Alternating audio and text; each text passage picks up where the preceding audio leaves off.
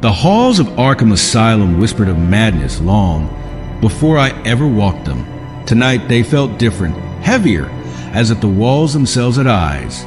Disguised as Dr. Wayne, I blended into the asylum, watching, waiting for the truth to reveal itself. Patients had been vanishing without a trace, leaving only fear in their wake. No bodies, no signs of struggle, just gone. I kept my eye on a particular patient tonight, Hargrove, a paranoid schizophrenic. He'd been screaming for days, claiming there was something in the walls hunting him. His hands shook as he clutched the sides of his bed. I stood in the shadows, watching his every move. He knew something. I could feel it.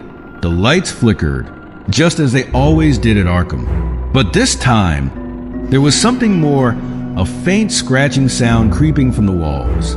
Hargrove shot up, his eyes wild with terror.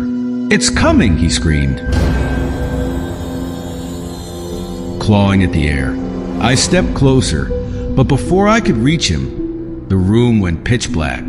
I froze listening. The scratching grew louder, circling us, and then nothing.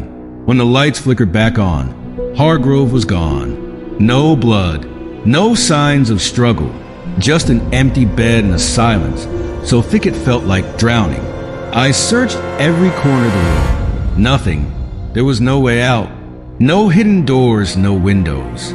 It was as if he had evaporated into the walls. But the walls were just a beginning. The older wing of Arkham had been abandoned for years, but that's where the disappearances had started. It was a maze of decaying corridors, long forgotten by the asylum staff. As I ventured deeper into its cold, damp halls, the whispers began. At first, they were faint, barely a breath on the wind. But then they grew, multiple voices all around me, desperate and pleading. "Help us." Their words echoed through the dark, bouncing off the walls, coming from everywhere and nowhere. The corridor seemed to stretch endlessly, each step pulling me deeper into the heart of the asylum. I glanced over my shoulder. The walls, they weren't the same. They were closing in. The hallway shifted, rearranged itself like a living puzzle. I wasn't in Arkham anymore. This place was something else, something alive. I forced myself forward, my instincts sharp, leading me down into the basement. There, hidden beneath layers of stone and dirt, I found it, a tunnel carved deep below the asylum.